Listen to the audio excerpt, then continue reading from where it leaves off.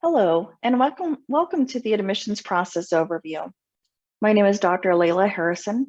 I'm the Senior Associate Dean for Admissions and Student Affairs at the Washington State University Elson S. Floyd College of Medicine. This webinar will cover a recap of our mission, vision, and goals. We'll walk through the admissions process and timeline. We'll talk a little bit about what you can control and influence as an applicant, and then we'll share some of our class demographics.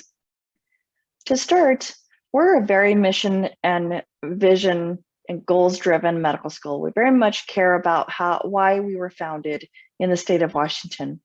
Our mission is to solve problems in challenging healthcare environments across the state of Washington. Our vision is Washingtonians living longer, better. And these are three of our many goals that we have here. We want to increase the number of physicians serving Washington's workforce. We want to attract applicants and students who care about taking care of patients in challenging healthcare environments, especially rural areas and vulnerable populations. And we want to be informed by communities and populations we serve. So when applicants ask us what we're looking for in our candidates, I tell them that we absolutely are looking for candidates that care about this mission and these goals, that want to serve in Washington, and in particular, that they want to make an impact with underserved and rural areas and people. The admissions process is a long and arduous process, a lot of waiting time, a lot of unknowns. So I'm going to break down how this process is here at our College of Medicine.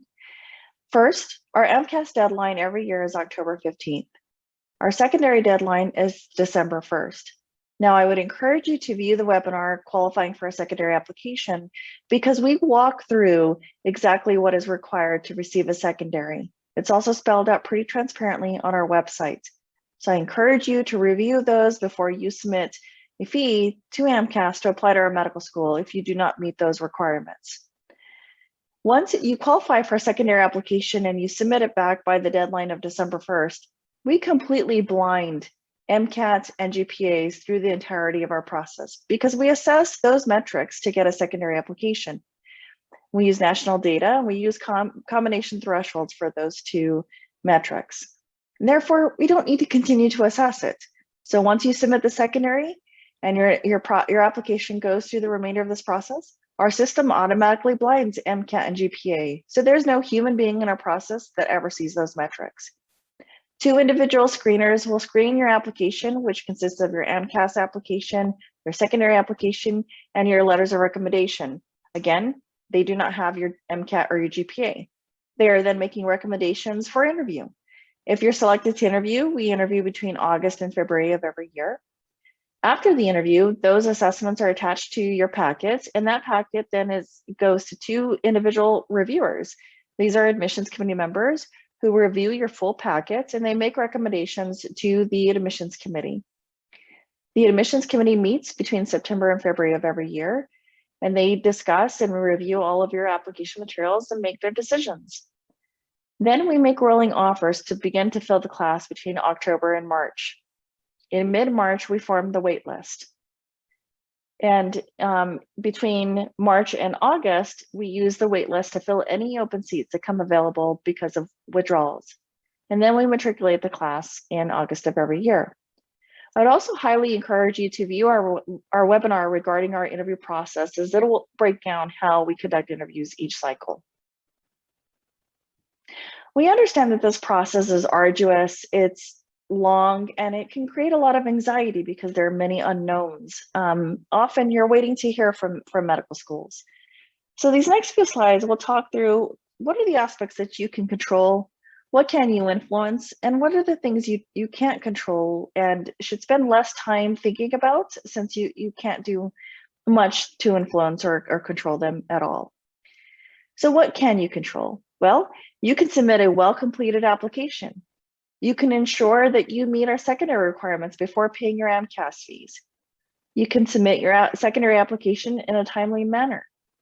You can write unique essays for your secondary application rather than duplicating anything written in your primary application. Professionalism. You can engage with medical schools in a professional manner, whether that's through email, phone, Zoom, or in person. And I'd highly encourage you to review our webinar on professionalism. You can do your best to communicate who you are in your interview process. You can respond to our communication to you, inviting you to interview with questions we might have and so on, and do so in a timely manner. And you can thoroughly review our website and webinars. Aspects that you can influence. You can give us an idea of who you are so that we better understand where you're coming from and your background. What you share about yourself and experiences gives us an idea of your character traits and your alignment with our mission. And your professional communication and prompt responses indicate to us that you're invested in our process and your future. And we hope that that means that will translate into the kind of medical student you would be. So these are things you can influence. Aspects that you don't have control over. The waiting time. The secondary will be released as soon as you meet all the requirements, but it's a fluid process. So we might be coming back to your application to invite you for an interview. That might not happen right away. So it does mean a lot of waiting time. You can't control admissions committee decisions. We follow our process and make decisions accordingly. This ensures a fair and equitable process. Additionally, the LCME, which is the accrediting body over MD programs in the United States, requires that there be no influence on decisions. So nothing can influence admissions committee decisions. Our process takes every applicant through the exact same process. You can't control the timing of an interview invite or an offer of acceptance. Once you submit your secondary application, your application is in review until we fill all of our interview spots. And once you interview and are assessed by the admissions committee, the rate list determines offers, and therefore you don't have any control over when you might receive an offer of acceptance, if at all. This is an idea of one of our classes that we've enrolled.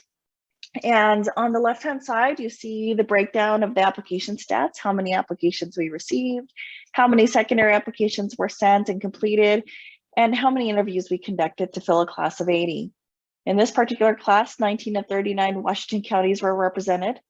And on the right-hand side, hopefully you'll see a lot of mission-aligned factors here. For example, all of our students either are Washington residents or they had ties to our state. And we hope that that will translate into the majority of them staying in Washington to practice. A good amount of this class, over 50%, come from a low socioeconomic background. They understand some of these vulnerable populations we are trying to serve. 30% of them come from a rural, or they grew up in a rural childhood county. Again, hopefully you see mission alignment there. 10% of this class had military service before enrolling in medical school. There are a lot of veterans in the state of Washington who deserve good quality care.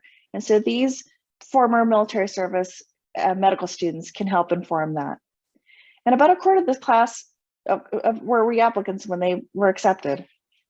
Nearly 34% of the class is also first-generation college graduates. And almost 14% of them have a master's degree and/or doctoral degrees. The average age of this class was 26, with an age range of 21 to 36. Over 50% of them are considered non-traditional, meaning they're 25 years or older at the time of enrollment. And 60% of this class were females. We, by law, do not consider age, race, ethnicity, and/or sex in our admissions process per law. Then at the bottom, despite GPA and MCAT being blinded in our process, once a combination threshold was met to receive a secondary application, these are our averages and our ranges for you to review. Additionally, of this class, 5% of them identified as American Indian Alaska Native. Again, that's important given the amount of federally recognized tribes we have in the state of Washington. This is a map of Washington with the counties in crimson are represented in the student body. Those that are gray are those currently not represented in the student body. And obviously we hope someday we will have students that represent these counties. If you have any questions about our process, we highly encourage you to reach out to our team at medicine.admissions@wsu.edu. Best wishes to you.